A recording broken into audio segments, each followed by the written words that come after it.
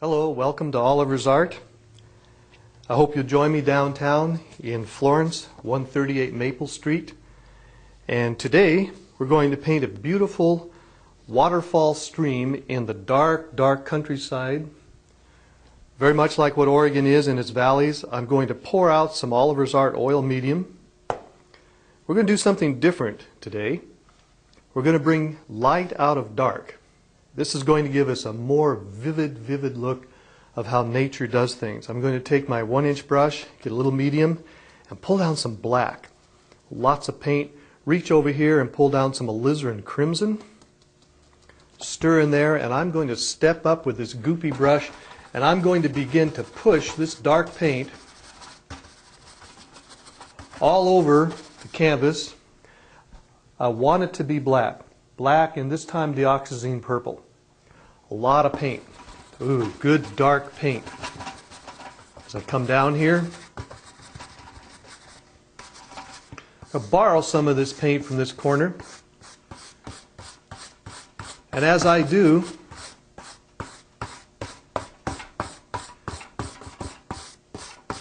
it's just going to seem a little grayer there where the white canvas is under it, and that's fine. Reach over, a little more medium, black. This time a little French ultramarine blue.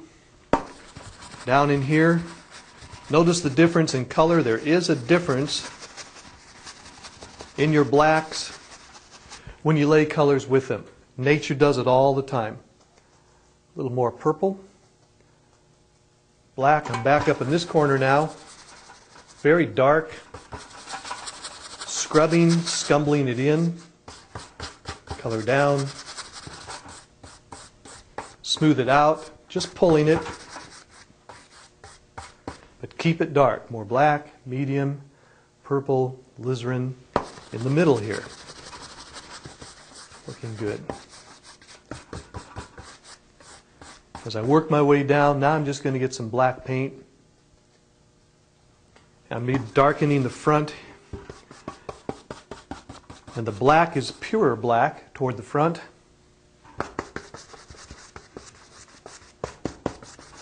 And to the eye, that is visible. There is something different about it without so much color in it.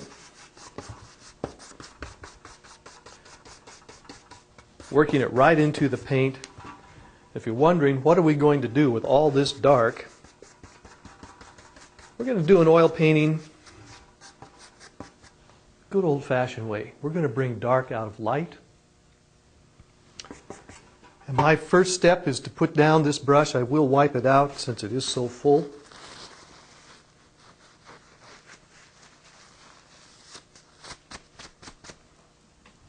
I'm going to pick up my fan brush, and I'm going to get a little bit of medium on the brush, a little bit of cadmium yellow pale, and pull down some permanent green. It's just gorgeous green. It's a very bright green type of growth that we see in Oregon forests and the valleys. I'm going to come over here. I'm going to begin to introduce, with tiny steps, the way that the boughs of a tree hang down. Notice as I move the paint across, the black will mix into it. I constantly have to get a little bit more yellow to lighten it up. The paint is thick. I'm bringing it right down, creating those shadows by leaving dark in places underneath it. I'm walking down, bouncing the light out. I'll just leave that corner dark. I don't need to fill it with light. A little more yellow to wake up the green again. The black is graying it slightly. That's good for me. I'm going to come back right up in here. I'm going to put a river through here, and this is going to be the bank edge of it. Plenty of dark spaces between, just like you would see shadows under ferns, tree boughs and such. A little more green. I definitely see a little bit of it coming down on this side. I have to keep getting the paint. The paint is thick and rich, textured. Here we go, a little bit this way. What do I get up in the sky? What do I get on the edges? I get tree boughs hanging over. And then there's just little bits and pieces, tiny bits and pieces of gray-green as I'm move this color into the black. See, when the paint is thinner, it's almost as if there's a second tree behind the first one. Nothing has changed. It's just how much gray got into it. As I move back up here, going around the valley here, I'm just seeing little hints of where I know tree limbs and things are closing in. There's just a lot of dark shadow action back there. Clear down to the bottom edge. And now I need to put a little shadow with that. I'm going to reach over the French ultramarine blue and stir it into the green. A little yellow, bring it back up. A tiny bit of white, not too much. A different color. Oh, there it is. There's something different about it. It's a little grayer. What it creates is a little bit of the shadow look. Blue-gray underneath. I'm going to take a moment and I'm just going to wipe out the brush. Water reflects light from the colors all around it. While I have a moment, I'm going to get a little white, pull down some French ultramarine blue, and I might as well begin laying that in where I know the stream goes.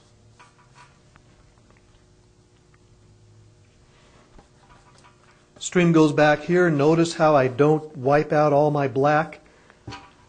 I just want to suggest to the viewer's eye that there's a little bit of reflective light going up this stream and out the bottom.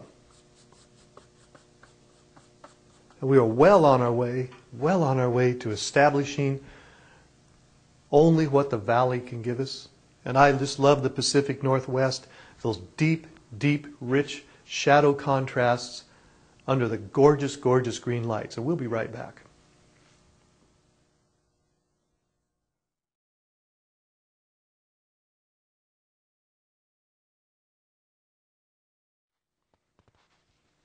Welcome back.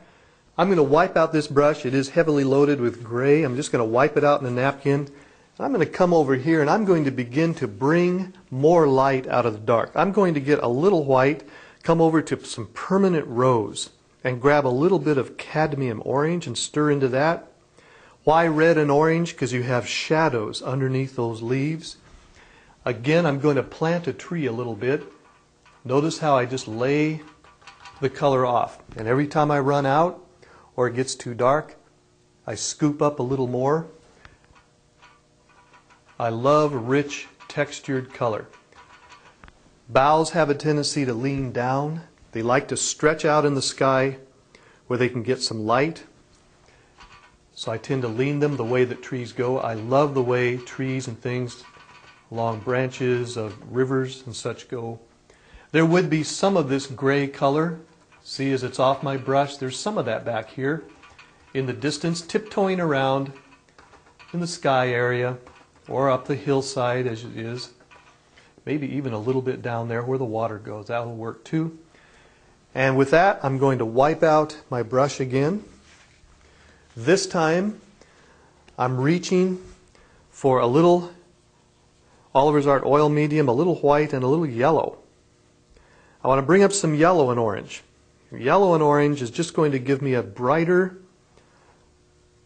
fall color to add a little bit of sunlighty areas. Just tiptoe those in among the trees where they would be, down here along the bank of the river, and some of it would be back where the light joins. This area in here, just a little bit grayer. More on the edge there. Beautiful colors, things that tell you it's fall. Even the water a bit. Notice how I never lose my blacks, I never lose my darks. I'm going to get a little bit of white and a alizarin crimson this time. Alizarin crimson is that very deep red color, little orange to alizarin crimson. pick it up. I'm going to go on the back side of where this tree is. And again, it's simply creating the sense that there's a little bit more shadow on the red side. You see something there in the distance. Your eye can't quite make out what it is. I'm putting down the fan brush. I'm picking up my liner brush. If you're asking yourself, well, how does that ever become a picture? Ask yourself what your eye really sees. What your eye really sees when you look at a collage of colors out there is you see the hanging branches, which are typically diagonal and vertical tree trunks. And it's your eye that puts that together. So I'm now going to come down with a liner brush, get some Oliver's Art medium. I'm working it into the black. Comes up very inky, very dark, and I'm now going to pull broken vertical lines. And see, your eye begins to put that together. They will be larger in front with branches. Again, back into the black. They tend to be smaller and closer together as they go in the distance. A few can even come down like this, overhanging branches. A little bit more in the limbs here, maybe a couple like this. Your eye begins to put it together.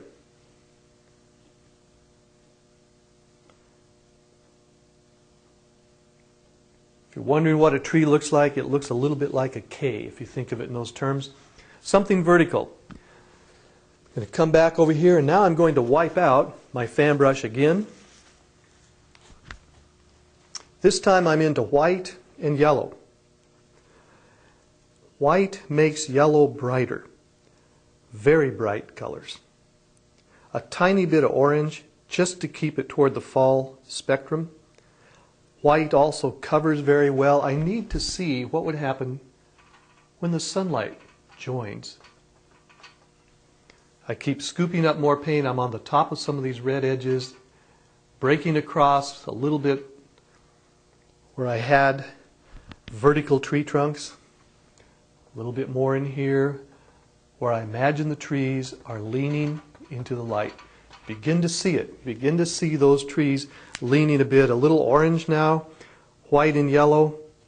Comes up much brighter. There's some of those fall colors again.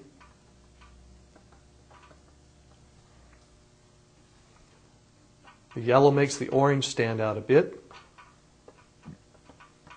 Down on the ground where the leaves fall. I'm going to wipe out my brush.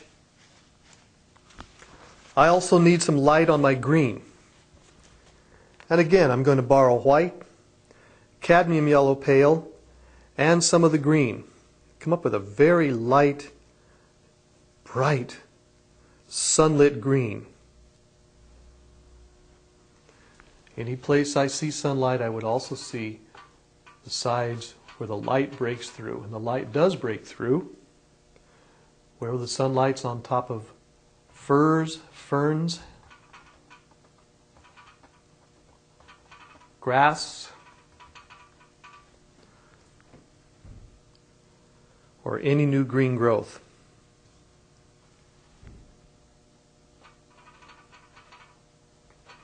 So I still have plenty of shadow in there, plenty of blue-green, even down by the river bank. The sunlight should be hitting a little bit of that yellow-green.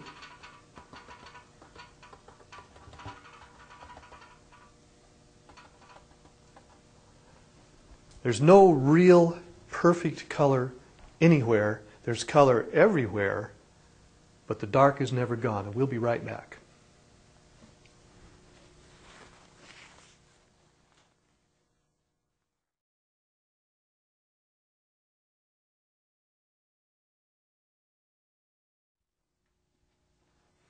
Welcome back.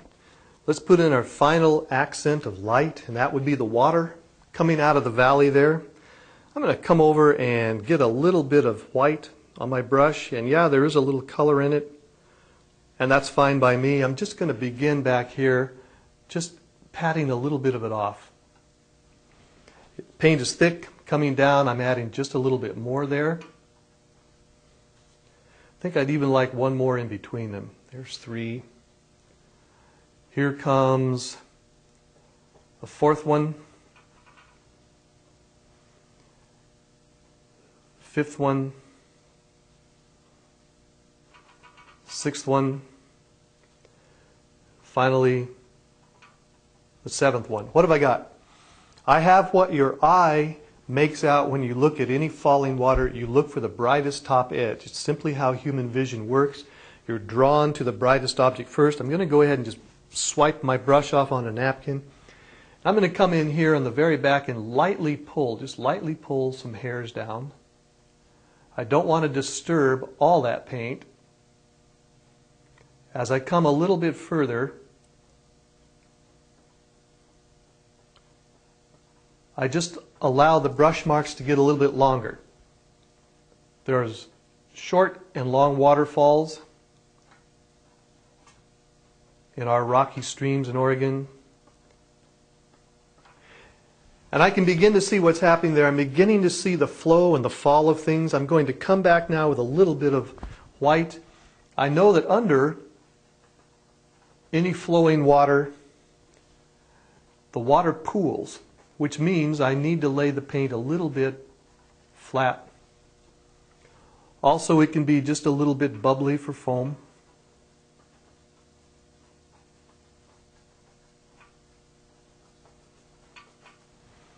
Again, your eye begins to connect the motions due to the light and the dark.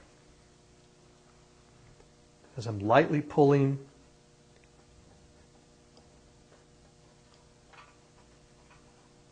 sort of the reflection of light against these pools. Somehow your eye begins to connect it. I'm going to reach over and get a little bit of French ultramarine blue and white. Make it light and pale. And put just a little blue cast into that water.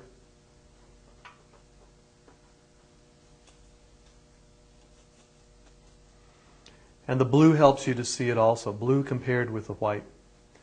You just smooth out a little bit. Back here it just goes away into nothing. Wiping the brush. I need to highlight what I have here. I'm going to take a little Oliver's Art oil medium and get a little pure white. I don't want the paint too thin, but I do need it white. By adding white across the top where the falls begin, the viewer begins to see the actual fall, the actual distance.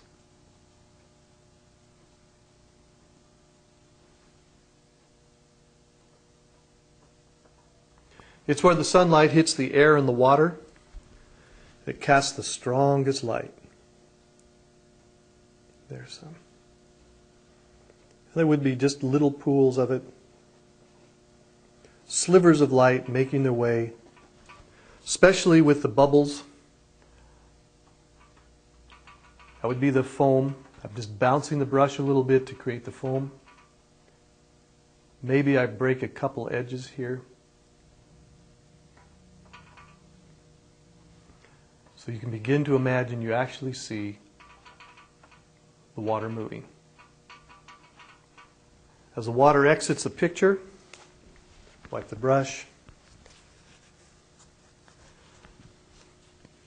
I'm going to take my knife, coming down here where my black is and my purple, a dark color, scooping it up on the knife edge. I'm going to close a little space here where I believe so many mountainous things happen. The rocky edges where events turn the corners and end. You really can't see everything when you head out into the forest because there's simply too many bends and turns. That dark area, wiping the knife off, now becomes the more lit area, a little yellow, a little red, a little white, kind of a tan affair. Just a little bit of purple for gray.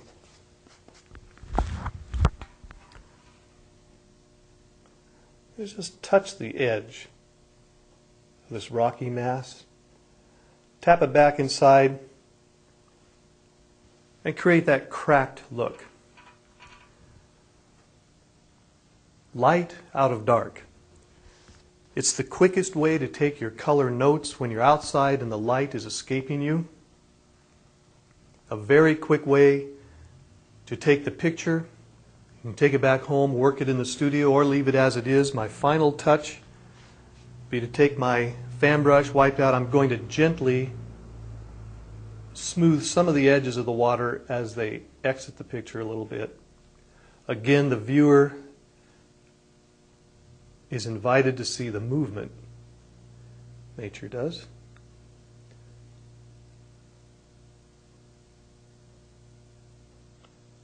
Flowing falls. What I would call Seven Falls, Oregon. Thank you very much for painting with me. I hope to see you at Oliver's Art.